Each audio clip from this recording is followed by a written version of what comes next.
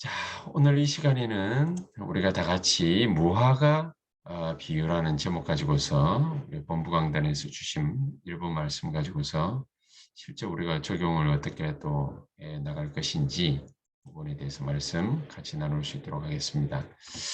분명히 하나님의 말씀에는 하나님은 사랑이시라 그렇게 표현이 되어 있습니다. 그런데 사랑이 많으신 하나님이 이스라엘에게는 왜 그토록 전쟁, 노예, 포로, 속국, 엄청난 그런 재앙들을 하나님은 왜 허락하셨을까요? 또 멀리 가지 않더라도 나와 우리 가정에는 왜 이토록 어려움이 많습니까? 라고 말하는 사람들도 신앙생활 하는 사람들 가운데 꽤 많이 있습니다. 저도 그렇게 저와 개인적인 또 가정에 여러 가지 많은 주의 일을 함에도 불구하고 이런저런 어려운 일들을 많이 겪어보았습니다. 하나님은 이 속에 무슨 뜻을 가지고 있을까요? 어떤 하나님의 계획이 있을까요? 하나님은 분명히 이렇게 말씀을 하실 겁니다. 반대쪽에 있을 때, 우리가 멸망 쪽에 있을 때, 멸망에 있지 말고 우리를 오른쪽으로 불러내시기 위한 하나님의 절대 계획이다. 우리가 하나님의 굉장한 축복을 받는 반대쪽에, 멸망 쪽에, 재앙받는 것 쪽에, 문제 때문에 낙심하고 또 그것 때문에 수많은 분쟁을 가져오는 그런 일들이 있는 그쪽에 있지 않고 우리를 반드시 하나님의 말씀이 있는 곳에 오른쪽으로, 올바른 쪽으로, 올바른 복음을 선택할 수 있는 쪽으로 불러내시기 위한 하나님의 절대 계획이다. 그래서 재앙은 이렇게 해석해 볼 수 있습니다. 재앙은 우리가 재앙 속에 있을 때에 하나님을 원망하고 사람을 원망하고 조직을 원망하고 수많은 불평과 이런 여러 가지 이렇게 분쟁들 일어날 수 있거든요. 그러나 그 재앙 속에 하나님의 비밀이 분명히 들어있다라는 사실. 그것을 하나님은 우리에게 발견케 되어지기를 원하시는 것입니다.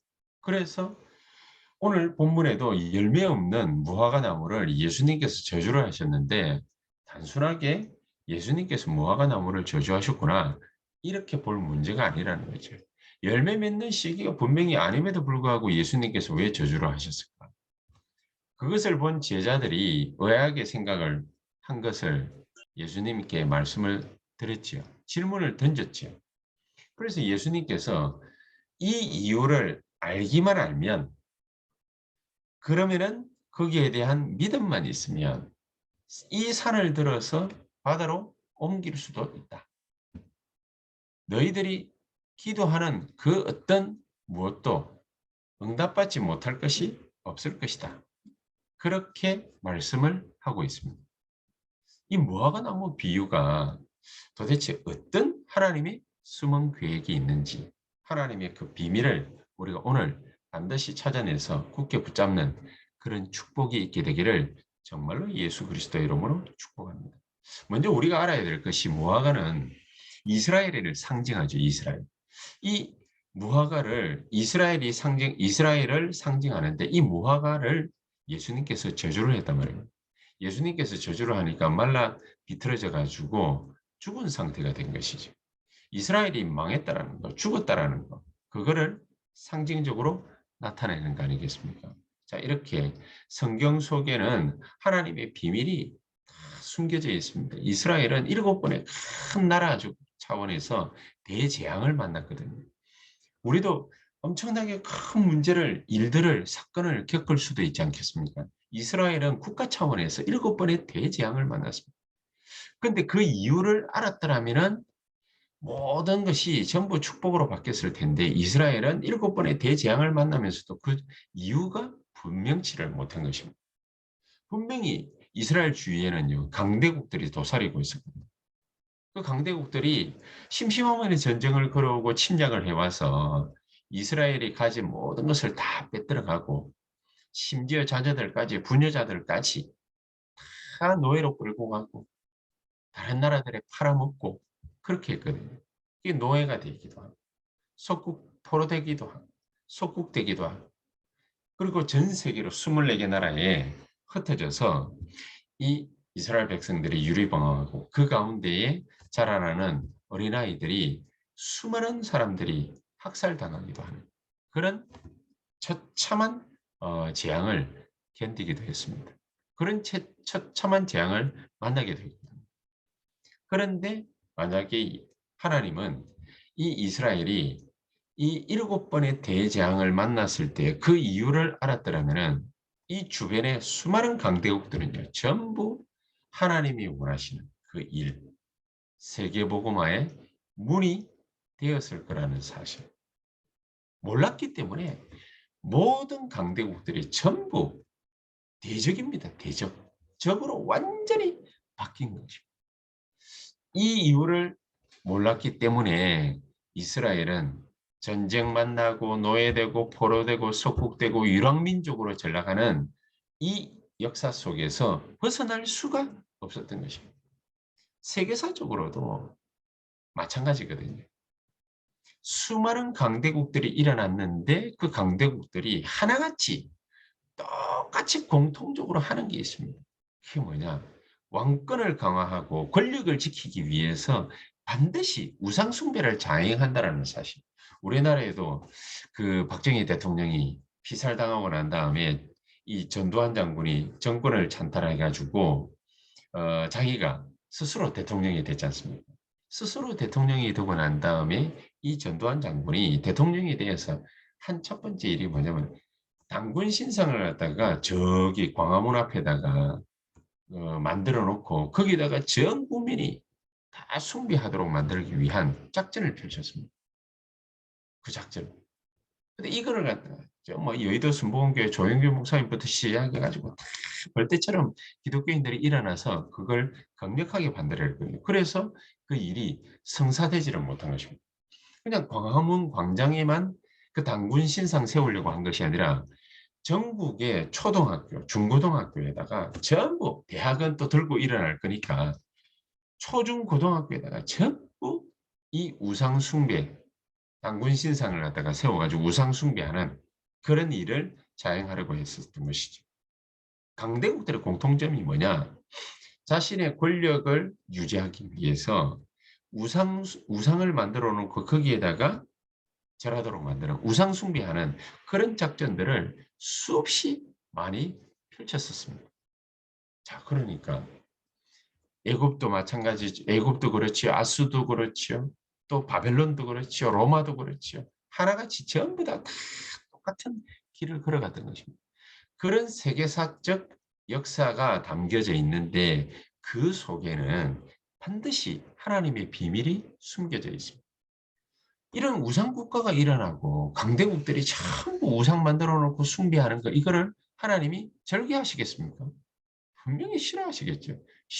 싫어한다라는 확실한 증거가 하나님 말씀에 출애굽기 20장 4절 5절 우상 숭배하면 3, 4대 망한다 돼 있거든. 본인도 그렇고 후대들이 완전히 망하는 거였죠. 실제로 바벨론의 느부갓네살 임금은 정신이 돌았지 않습니까? 왕권을 유지하고 있다가 정신이 갑자기 돌아가지고 들로 산으로 돌아다니면서 십몇 년을 이 정신분열증 환자로 지냈거든요. 나중에 정신이 다시 돌아와가지고 하나님 앞에 믿음 고백하고 죽었습니다만은 정말로 그런 역사적 사실이 있습니다. 자, 왜 이런 강대국들이 일어나서 우상 숭배를 자행하는 것을 하나님은 눈뜨고 가만히 보고 계실까요? 하나님은 창조주신데 하나님은 왜 그런 일들을 오케이 그렇게 가만히 내버려 두실까요? 그 강대국이 일어나서 전 세계를 237을 파했던 것입니다.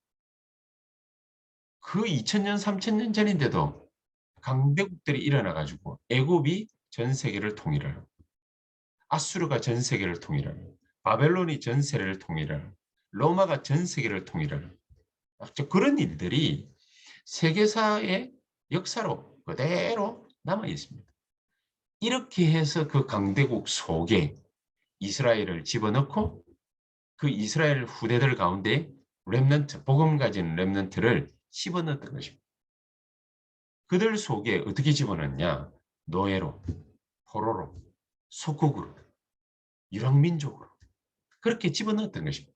그렇게 집어넣어서 그들이 그 재앙 속에서 하나님의 비밀을 깨닫고 일어나서 자신만 사는 것이 아니라 그 강대국, 노예되고 포로되고 속국되고 유랑민족으로 그렇게 들어가 있던 그 나라에서 그 사람들 개인 살고 주변 살리고 나라 살리고 그렇게 했던 것입니다.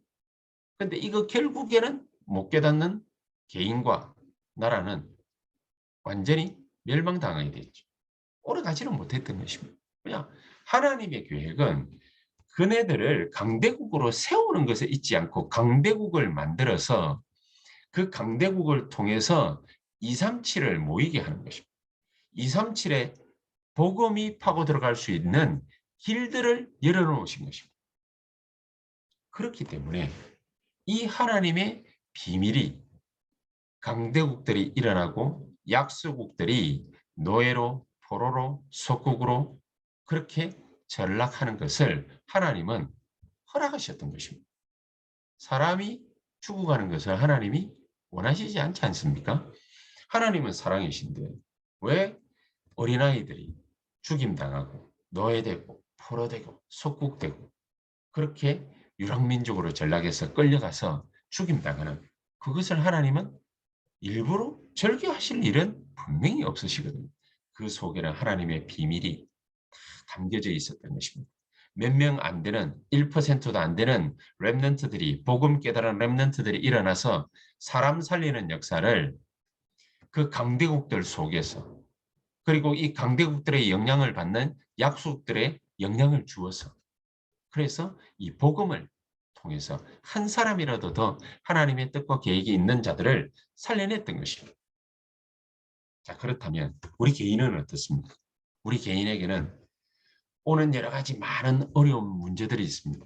그러나 그 문제만 생각할 것이 아니라 그 뒤에 숨겨진 하나님의 비밀, 이것을 깨닫고 붙잡아야 되는 것이죠. 어느 정도로 붙잡으면 되느냐? 성경 말씀에 오늘 분명히 21절, 22절에 밝히고 있죠.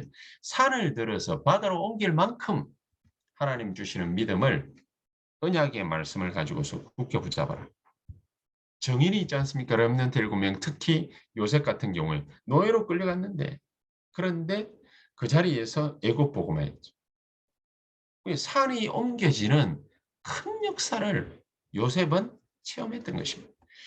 이 언약을 가지고 산을 바다로 옮기게 되는 그런 응답을 또 바벨론 포로로 끌려갔던 다니엘과 세 친구 에스더, 모르드게 이런 믿음의 사람들이 받게 된 것입니다. 초대교회도 역시 하나님의 이 큰 산을 옮기는 역사 이것을 일으키게 됐죠. 교회사적으로 봐도 우리가 잘 알고 있는 복음 회복했던 재앙 맞고 복음 회복했던 마르틴 루터 같은 경우 이런 엄청난 기적들을 일으키는 것을 볼 수가 있는 것입니다. 모든 사람이 하나님 떠난 죄인입니다. 그렇죠. 그래서 지금도 사단의 유혹을 받고 멸망 속에 살아가고 있는 사람들이 굉장히 많습니다. 그러나 성경 말씀은 이들을 그 재앙을 이길 수 있는 재앙 속에서 빠져나와서 그 재앙을 이길 수 있는 이 재앙 속에서 일어나 하나님의 엄청난 이 비밀을 붙잡은 자들을 한 사람 한 사람을 통해서 산을 옮기는 그런 놀라운 축복을 우리에게 주시기를 원하시고 계시다. 많은 사람들이 하나님 떠난 죄인으로 살아가고 있지만 하나님은 사탄의 유혹받고 넘어져서 멸망당하고 저주재앙 속에서 살아가기를 원하시는 것이 아니라 하나님의 말씀처럼 하나님의 말씀을 가볍게 이기는 사람들 굉장히 많이 있거든요. 뭐 예수 믿는다고 뭐 다 되느냐? 기도한다고 되겠냐? 뭐 전도 그거 좀 한다고 뭐 이 재앙이 이겨낼 수 있겠냐? 이렇게 생각하는 사람들이 거의 대부분이거든요. 그러나 하나님은 이 재앙 속에서 하나님의 비밀을 붙잡은 몇 명을 통해서 하나님이 이 산들어 바다로 옮기게 되는 그런 엄청난 기적들을 하나님은 우리를 통해서 일으키기를 원하시고 계시다. 그렇다면 많은 어려움들을 내가 만약에 당했다. 많은 어려움들을 겪고 있는 사람이 우리 주변에 있다. 그렇다면 이걸 꼭 기억해야 됩니다. 낙심하지 말아야 되겠구나. 흔들리지 말아야 되겠구나. 포기하지 말아야 되겠구나. 왜냐? 하나님의 자녀는요. 노예로 보내서라도 포로로 보내서라도 재앙을 막게 하시는 하나님이십니다. 왜냐? 하나님 자녀니까. 하나님 자녀만 이 재앙을 막을 수 있으니까. 그렇지. 그래서 우리가 오늘 이 본문 가운데에서 이 귀중한 하나님의 비밀을 몇 가지를 찾아내야 되겠는데 그 첫 번째가 뭐냐?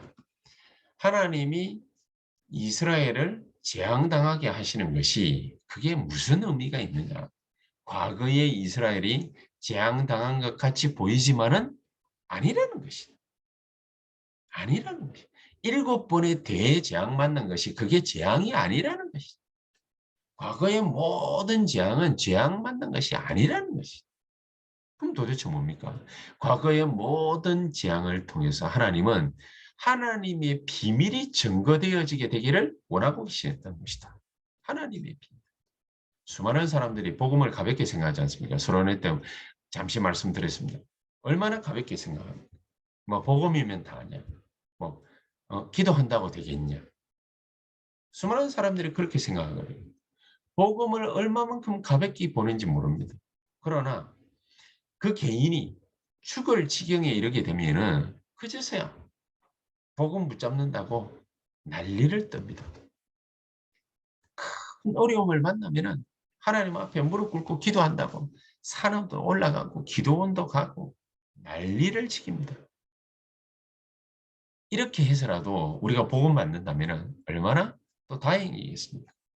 재앙 속에 있는 사람들, 이런 사람들은요, 그래도 복음 듣고 살려고 몸부림이라도 치는데 참 아이러니하게도 늘 하나님의 보호와 이 축복 속에 살아가고 있는 우리 같은 사람들은 그냥 듣는 둥 마는 둥 예배를 드리는 둥 안 드리 뭐 안 드려도 상관없는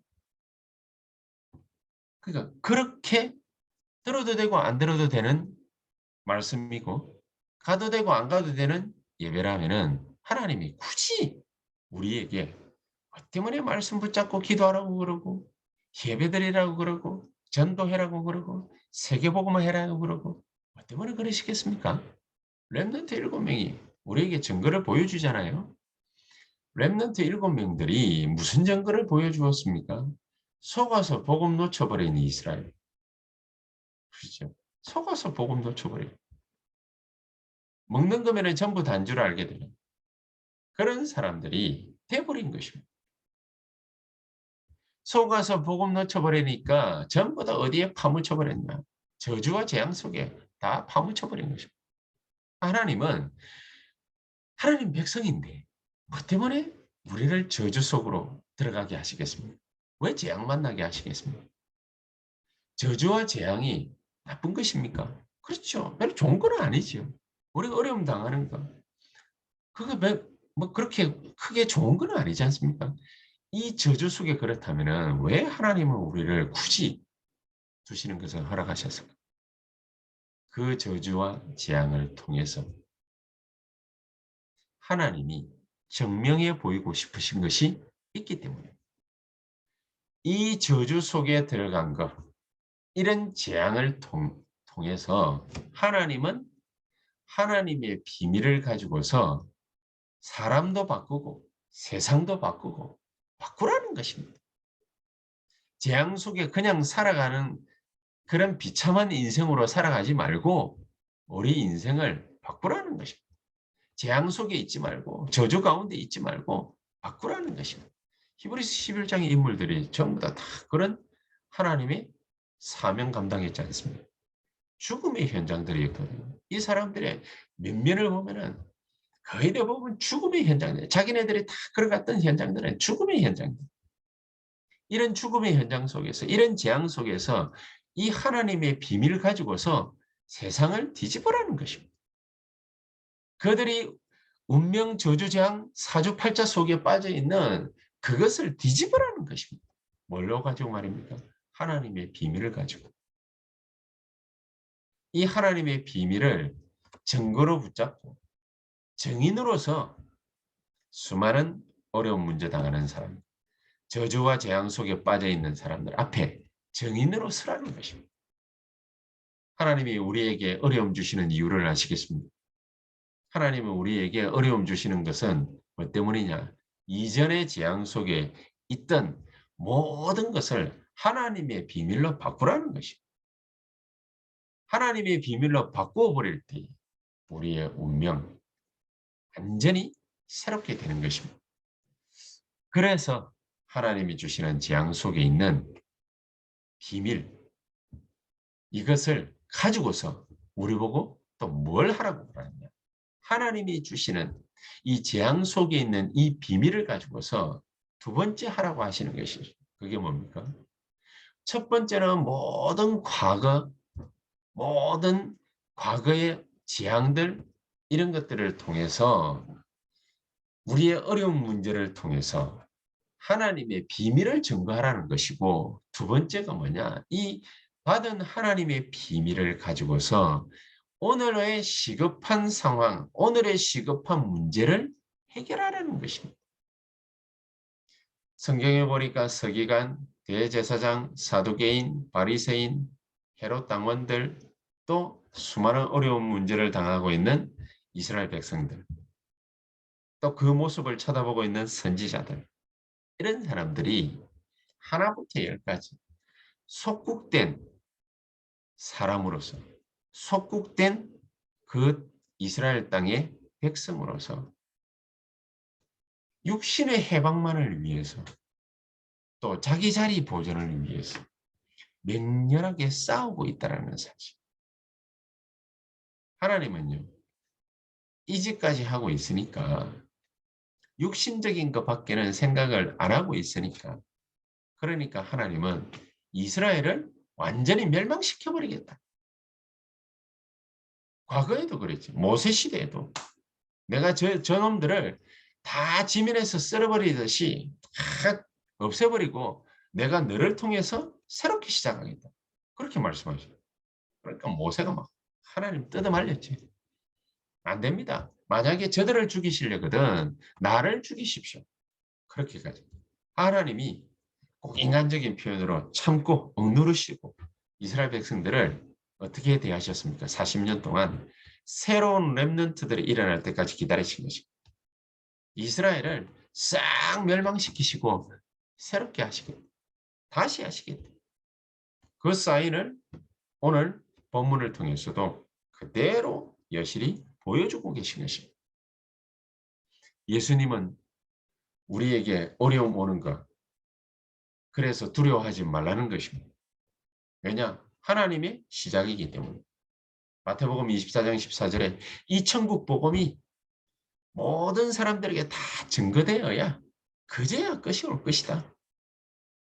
여러분, 우리에게 일어나는 수많은 문제와 사건과 어려움과 환경, 이런 여러 가지 많은 재앙들, 이런 것들은 하나님이 무엇 때문에 우리에게, 사랑하시는 주의 자녀들에게 무엇 때문에 허락하시겠습니까? 이 어려움들을 통해서 하나님은 새롭게 시작하시겠다는 것입니다. 이 큰 어려움과 전쟁 일어나도 하나님은 눈 하나 깜짝하시지 않습니다. 우리만 힘들 뿐입니다. 하나님 우리에게 힘든 걸 주시려고 일부러 그러시는 것입니까? 아닙니다. 새롭게 시작하시겠다. 그래서 하나님이 원하시는 뜻은 따로 있는 것입니다. 우리에게 임한 어려움과 재앙, 고통은 전부 하나님의 비밀이 그 속에 담겨져 있는 것이고, 그것을 통해서 지금 오늘의 시급한 문제, 시급한 상황 해결을 갖다가 하시는 것입니다. 오늘의 시급한 문제, 시급한 상황을 해결하시면서, 그러면서 이스라엘을 멸망시키려고 하시는 것이 아니라 다시 시작하시겠다.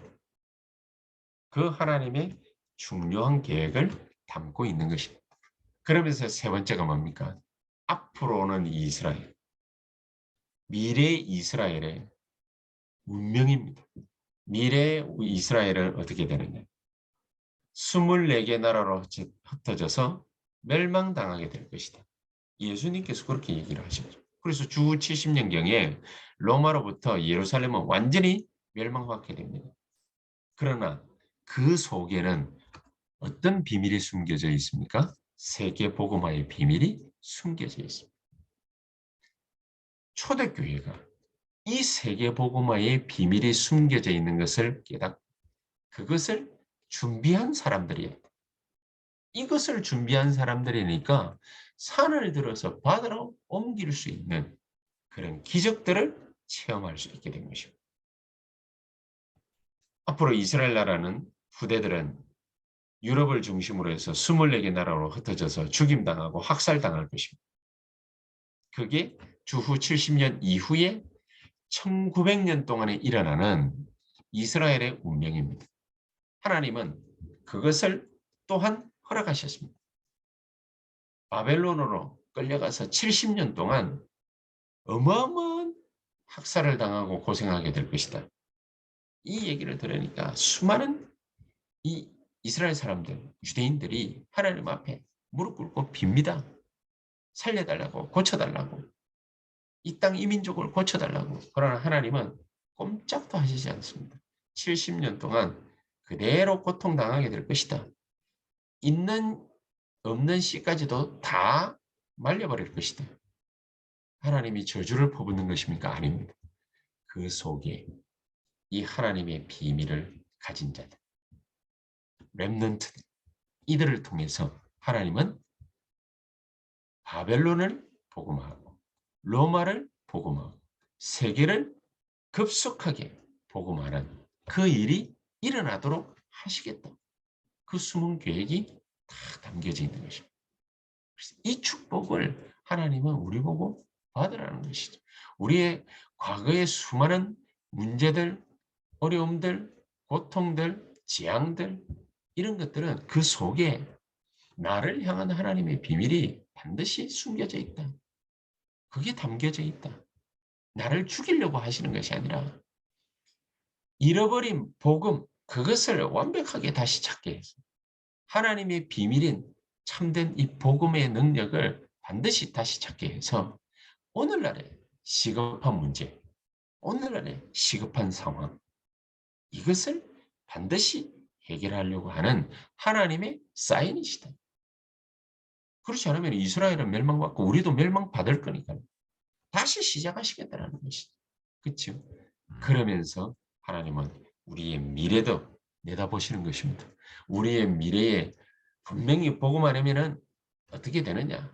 뻔한 결과들이 기다리고 있습니다. 그것을 세계 복음화의 비밀을 가지고서 막겠다. 세계 복음화의 비밀을 알고 있는 자들, 가진 자들을 통해서 막겠다. 그래서 그 복음 가진 기도와 전도의 비밀을 가진 이 렘넌트들을 통해서 이 렘넌트 서밋을 통해서 하나님은 이 한 시대의 세계 복음화를 급속하게 일으키시는 것이다. 새언약교회를 통해서 우리 중직자들을 통해서 우리 렘넌트들을 통해서 모든 세계 복음화 237 복음화를 놓고 기도하는 우리 사람들과 모든 성도들을 통해서 하나님은 뭘 하시고자 하시느냐? 세계 복음화를 급속도로 이루시겠다. 그렇다면 우리가 결론적으로 이 복음을 못 깨달았기 때문에 찾아오는 문제였기 때문에 복음 깨달으면 어떻게 된다는 말입니다. 모든 재앙은 모든 문제는 전부 다 길이 되는 것입니다. 길. 못 깨달으면 전부 상처지요. 전부 원한이지요. 못 깨달으면. 그런데 정말로 복음 가진 자로서 모든 재앙과 문제 이게 어떤 이유를 갖고 있는지 그것을 탁 깨달아 버리면은 이 하나님의 비밀이 담겨져 있지 않습니까? 그러면은 모든 것이 모든 문제가 전부 길이 되고 문이 되는 것이다. 이 축복을 절대로 놓치지 마라. 절대로 사단한테 속지 마라. 그래서 언약의 꿈을 확실하게 가진 요셉은 노예로 가고 감옥에 끌려갔는데도 그게 전부 길이 된 것입니다. 그죠? 형들 잘못 때문에 노예로 끌려갔는데 거기에서 보디발을 만나게 돼요. 보디발의 아내 때문에 감옥 가게 됐는데 거기에서 정치인들을 만나게 돼요. 정치인을 실컷 구해줬더니 그 정치인이 자기를 갖다가 잊어버리게 됐는데 그 잊어버린 그 시간 때문에 요셉은 누구까지 만날 수 있었습니까? 바로왕까지 만날 수 있습니다. 전부 다 길이 된 것입니다. 사울 왕이 군대를 총동원해 가지고 다윗을 죽이려고 달려들었지 않습니까? 그러나 이 비밀을 알고 있던 다윗은 오히려 그것이 길이 됐습니다. 사드락 메삭 아벤느고 다니엘 에스더 전부 마찬가지죠. 전부 길이 된 것입니다. 모든 사건 모든 문제가 전부 길이 된 것입니다. 이 비밀을 알고 복음 회복시키는 그런 저와 여러분들 되시기를 정말로 주 예수 이름으로 축복합니다. 종교개혁을 일으켰던 마르틴 루터가 그랬습니다. 이런 마르틴 루터를 통해서 하나님은 이 복음이 전 세계로 전파되는 그런 놀라운 축복을 산을 옮겨서 바다로 보내는 그런 엄청난 능력의 역사를 마르틴 루터를 통해서 하나님은 이루셨다는 것이다. 저와 여러분들에게 이 놀라운 축복이 오늘 이 시간에 그대로 우리의 가슴 속에 새겨지고 정말 이 축복이 저와 여러분들을 통해서 우리에 있는 모든 현장에 이 놀라운 은혜가 전파될 수 있게 되기를 정말로 주 예수의 이름으로 축복합니다. 기도하겠습니다. 전능하신 하나님 감사합니다. 우리에게 주어진 모든 시간들을 통하여 문제와 사건과 환경과 위기와 일들이 전부 하나님의 비밀이 또한 숨겨져 있는 것을 우리가 알고 깨닫고 하나님의 그 비밀을 우리가 분명히 언약으로 붙잡고 승리하여 누려서 그 비밀을 가지고서 세계를 복음하는 세계를 살리는 237 살리고 5천 종족 살리는 그 일에 우리가 증인으로 설 수 있도록 새언약교회와 모든 우리 중직자들과 산업인들 축복해 주시고 역사해 주시옵소서. 예수 그리스도의 이름으로 기도하옵나이다. 아멘.